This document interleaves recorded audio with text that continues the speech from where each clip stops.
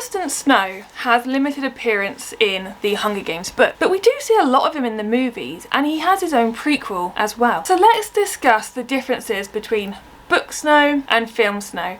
Now, there is a spoiler warning here. I am going to be talking a lot about the prequel, and I'm going to be making comparisons with examples from the book to the movie. So if you haven't seen or read them yet, maybe pause this and come back when you have. I don't want anything to be spoiled for you.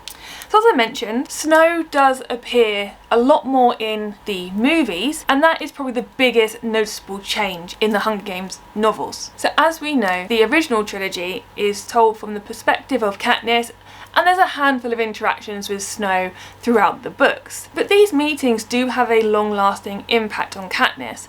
She's often wondering what Snow's up to or what he could possibly be thinking. So we do feel his presence throughout the books. But originally in the movies, it was actually the plan to keep Snow's involvement the same as it was in the books. We weren't actually meant to be seeing him as much as we do. However, when Donald Sutherland read the script, he was so impressed with it, he actually asked to be part of the film. And once he was cast, it was at that point the director decided to add additional scenes in to give him more screen time. So, for instance, in Mockingjay Part 1, when Katniss is trying to keep Snow distracted whilst the rescue effort is taking place for Peeta. So the great thing about this is that the additional scenes that were written in don't dilute from the written meetings that Snow and Katniss have. And the scenes that we do have, which mirror the book and the movie, the dialogue is lifted from the books and inserted straight into the movie, so it's like for like. So moving on to the prequel. Now this is again written from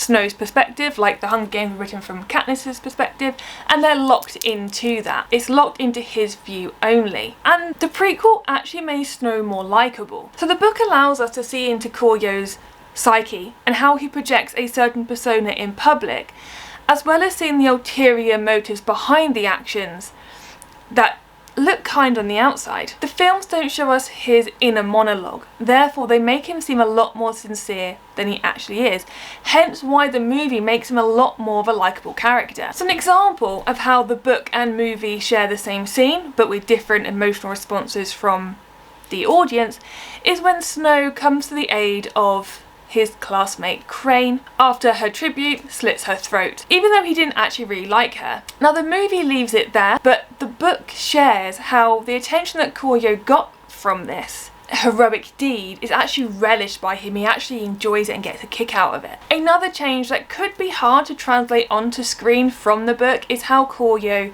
thinks of himself. So for example, when Snow runs away with Lucy into the wilderness, he only actually manages it for a few hours before realising that he hates it and he wants to go back to civilization. To him, country life is an absolute waste of his potential. There's no social ladder, there's no one to impress and charm, there's no power to be gained from being there. So even when Snow should be thinking of how to survive and how to keep Lucy safe, he can't fathom how it's going to benefit him. However, none of this is actually portrayed in the movie, so he doesn't come across as conceited as he does in the book. And in the movies as well, Snow is a lot more proactive with helping Lucy than he is in the books. In the movie, it is Snow who first decides to take food to Lucy in the zoo, but only for Lucy. But in the book, it's actually Sejanus Plinth who decides to take food for the entire zoo, all the tributes. Snow doesn't sneak into the arena to find hiding spots or pass her the compact with the poison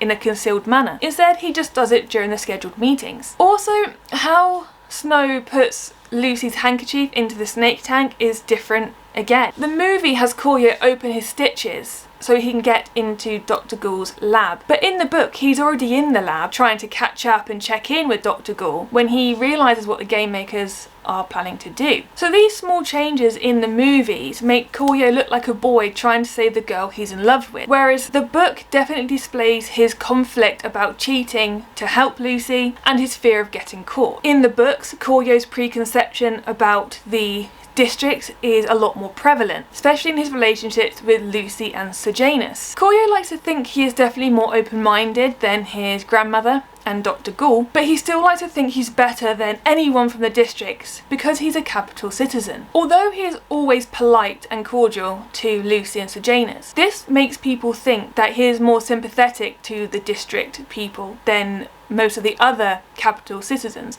But he actually just uses this to improve his image in the book. His inner monologue in the book discloses that he doesn't see either of them as equals, regardless if he has a genuine connection with them. He feels as though Sejanus' family stole his inheritance as a born and bred capital citizen, because they were actually originally from District 12, but during the war they were able to make enough money to buy their way into the capital. When Sejanus is executed in the book, Koryo does actually cry, but this isn't out of sadness. This is because he is concerned about being connected to the murder that put Sejanus there, and that he would have had Sejanus killed for no reason. Koryo didn't actually feel any remorse for the death of Sejanus, because he only really tolerated him in life anyway. With regards to his relationship with Lucy, in the book he is reluctant to share even a sandwich with her because she is from the districts.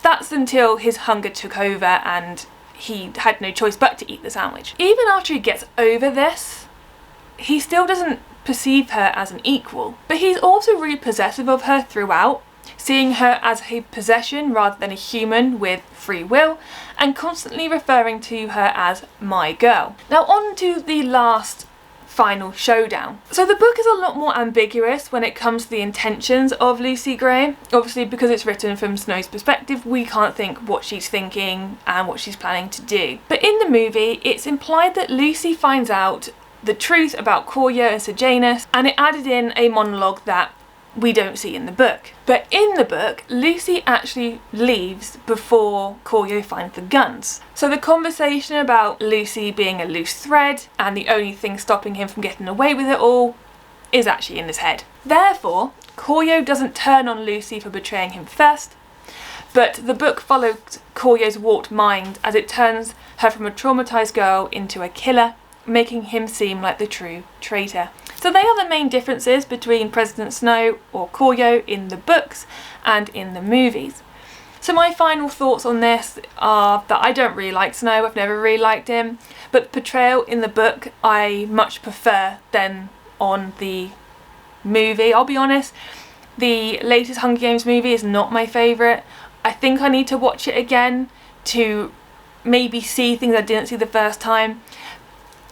But I definitely did prefer how we got into the psyche of Snow, how we kind of understood where he came from and his attitude, to maybe how that creates the president that we saw in the Hunger Games.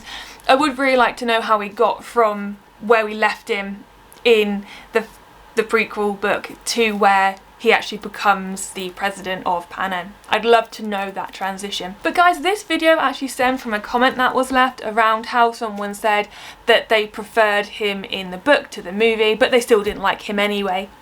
So do let me know what you guys think around Snow. Let me know if there's anyone that you want me to do a bit more of a deep dive on, someone that maybe piqued your interest in the novels or the movies. Maybe you want to see the differences, maybe you just want me to look into the history of them as well. But that's all we've got for today, guys. Make sure you like the video if you like it, leave a comment like I mentioned about your thoughts, but also subscribe so you don't miss out on anything else we've got coming up. Until next time, you take care.